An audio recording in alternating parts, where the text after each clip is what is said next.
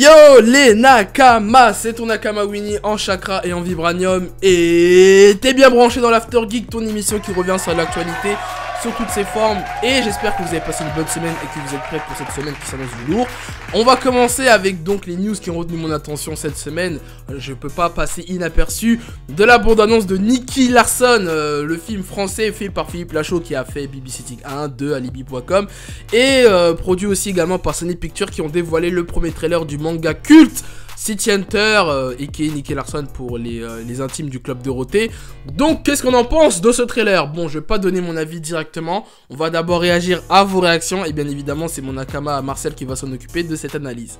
En effet, comme d'hab Winnie, j'ai analysé comme d'habitude les réactions sur les réseaux sociaux. Alors tout d'abord, je suis parti jeter un coup d'œil sur la chaîne YouTube de Sony Pictures pour voir un peu les réactions par rapport aux likes et les j'aime pas. Et comme vous pouvez le constater, c'est les j'aime pas qui remportent le lot. Presque 5000 j'aime pas contre presque 3000 j'aime. C'est vraiment un truc de fou. Donc on sent déjà à travers ça que vraiment le public n'est pas content. Donc c'est clairement un bad buzz pour le film de Philippe Lachaud. Alors sur les réseaux sociaux pareil, hein, on a vu également du lynchage, du troll à travers le film. Pas beaucoup de soutien malheureusement, même les médias ont beaucoup trollé la bande annonce. Et sur tes réseaux sociaux à toi Winnie, alors on est parti sur Instagram, tu avais fait un sondage pour demander à tes followers leur avis. Alors plus de 71% disent que c'est une blague, contre 29% disent wow c'est incroyable. Et voilà, on va mettre en détail vraiment les nombres pour pas tout prouver que c'est truqué bien évidemment. Et toi du coup Winnie, qu'est-ce que t'en as pensé du trailer de Nicky Larson? Très bien, merci Marcel. Bah moi je vais vous donner mon avis vite fait globalement. Alors, première fois que j'ai vu la bande-annonce, premier visionnage, j'ai été un peu...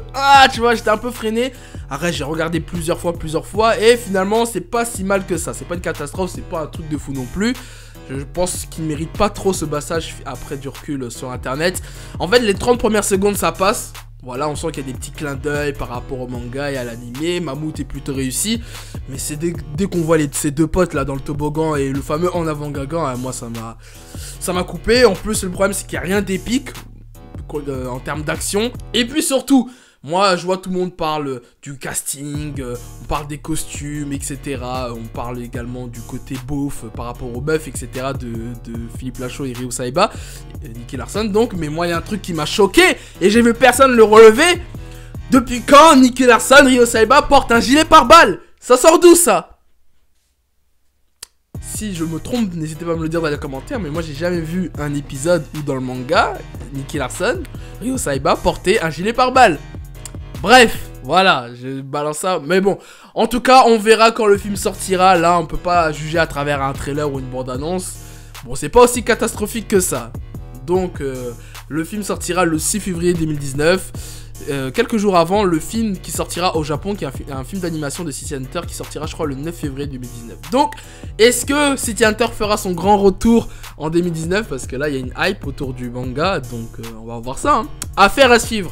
Et pour les plus intéressés, je crois il y a Philippe Lachaud qui donne une conférence à la Comic Con de Paris avec l'équipe de Sony. Voilà, si ça vous intéresse. On va passer maintenant à la news suivante. On va parler de la collection Adidas Dragon Ball Z. Et oui, Adidas avait communiqué il y a quelques mois comme quoi ils allaient sortir une collection de paires. Voilà, si vous êtes fan de sneakers Dragon Ball Z, évidemment ça vous a émoustillé. Alors on nous a présenté une collection de 7 paires, comme les 7 Dragon Ball. Alors on avait Vegeta, Boo, Gohan, Freezer, Cell, Shenron et j'en passe. Et là, le 29 septembre est sorti enfin la paire de Goku et de Freezer. Alors moi, qu'est-ce que j'en pense de ces paires? C'est très moche. Je suis fan de sneakers, j'aime bien Dragon Ball Z, mais je suis pas fanatique à ce point-là pour débourser 170 € pour ces paires-là. Moi, parmi toute cette collection, celle qui m'intéresse le plus, c'est les Shenron. Je trouve qu'elles sont plutôt pas mal, mais les restes flingués. Ça pue. On dirait les vieilles paires là que tu mettais à la rentrée, que t'avais honte là, les Decathlon, les Kalenji, les Kipstan. Mais sérieux Adidas, faites un effort, vous collaborez avec Dragon Ball, faites des paires qui claquent, faites pas n'importe quoi. Il y a même des fan art de Nike, etc. qui sont beaucoup mieux sur internet. N'importe quoi. Bon bref, voilà, c'était juste pour vous informer, cette petite information pour les intéressés. En tout cas, moi personnellement, chacun ses goûts et les couleurs, mais je vous conseille pas.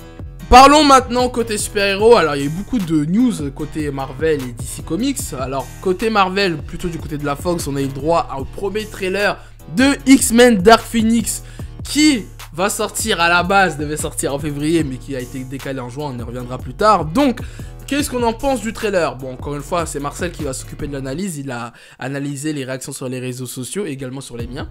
Donc Marcel, vas-y, exprime-toi avant que je donne mon avis sur le trailer. Alors, concernant le cas X-Men Dark Phoenix, qui s'appelle d'ailleurs Dark Phoenix et plus X-Men Dark Phoenix, seulement Dark Phoenix. Alors, à la plus grande surprise générale, les avis sont plutôt mitigés. Déjà, sur tes réseaux sociaux à toi, Winnie, on peut le voir sur Instagram, pareil, tu avais fait un sondage pour savoir ce que les gens en pensaient du trailer. Et quand même 54% disent qu'ils ont la hype contre 46% qui disent encore des X-Men. Donc on sent quand même une attente de la part du public. Voilà, donc les X-Men ne sont pas morts, contrairement à ce qu'on pourrait penser.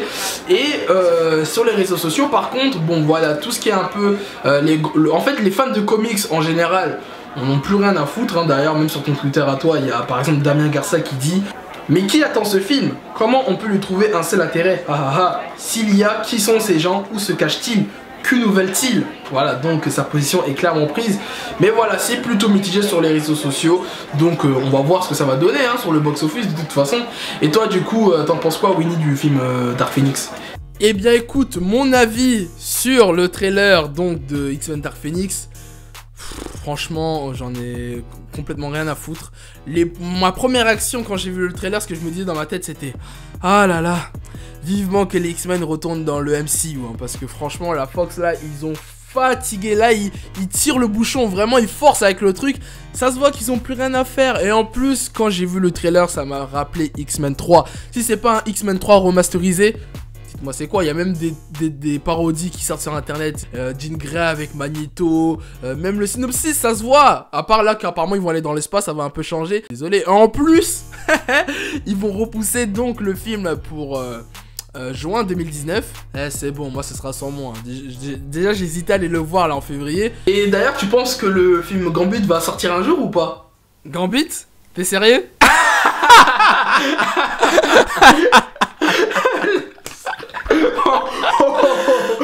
J'avoue c'est... Oh, arrête, j'ai mal écouté. J'avoue. T'es un petit rigolo toi. N'importe quoi.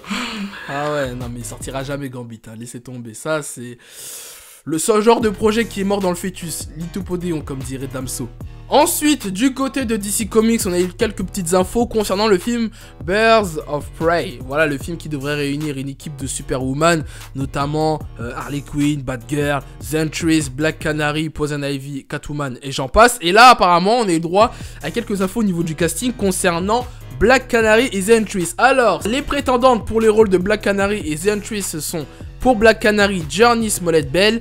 Et pour The Huntress, c'est Mary-Elizabeth Winstead. Qu'est-ce que j'en pense de ce casting? Bah, personnellement, je vais même pas parler de questions de changement ethnique et tout, puisqu'apparemment c'est la mode, surtout sur DC. Mais j'ai quand même quelque chose à dire, c'est que j'espère qu'ils ont pas pris une renommée pour Black Canary à cause du mot black. Hein. Oh, il y a Black Canary, alors on va en profiter pour prendre une noire. Et surtout, j'ai envie de dire un truc, c'est que si vous voulez utiliser des personnages noirs au cinéma, d'ici, bah, utilisez des personnages noirs dans les comics. C'est pas ce qui manque. Black Lightning, Green Lantern, Static Shock. Voilà, j'en passe. Donc, je comprends pas pourquoi vous voulez changer les ethnies. Mais bon, voilà. Faites ce que vous voulez, j'en ai rien à foutre de toute façon. Et on a eu le droit à quelques infos également sur la date de sortie qui devrait arriver pour février 2020, normalement. Et également le méchant du film qui serait Black Mask, le méchant emblématique de Batman. Et les prétendants au rôle seraient apparemment Charlton Copley et Ewan McGregor. Alors que j'ai absolument rien contre les deux bonhommes, je pense qu'ils peuvent largement faire l'affaire. Bon, si vous me permettez quand même que je règle mes comptes un peu avec Ewan McGregor, je vois que tu joues dans Winnie l'ourson, tu joues dans plein de différents films, là tu vas apparemment jouer pour DC dans Black Mask. Mais Ewan McGregor, frère, et c'est quand tu reviens pour Obi-Wan Kenobi? Hein? Disney là, pourquoi vous recastez pas Ewan McGregor là pour faire un spin-off Obi-Wan là? C'est quand? Vous attendez quoi? Voilà, c'est tout ce que j'avais à dire. Et pour conclure cette émission, je vais parler d'une tendance, pas d'une info en particulier, mais de la tendance même manga animé Netflix. Je sais pas si vous avez vu passer sur les réseaux sociaux et internet, c'est le même qui frappe ces temps-ci. C'est un troll suite apparemment, si j'ai bien compris, au film Bleach qui était sorti sur Netflix. C'était un peu la goutte de trop. Alors je vais vous balancer quelques images, hein, vous allez voir, vous allez vous casser des barres. Alors le concept c'est simple, hein, tu balances une image d'un manga, tu mets la version animée en dessous et tu mets la version Netflix et en gros tu trolls parce qu'en gros... Et les gens trollent Netflix comme quoi ils font des mauvaises adaptations au cinéma, enfin pas que Netflix, hein, même Hollywood en général. Donc j'ai trouvé ça assez marrant de vous partager ça. Je sais pas si vous avez vu ça passer sur internet. En tout cas, n'hésitez pas à regarder.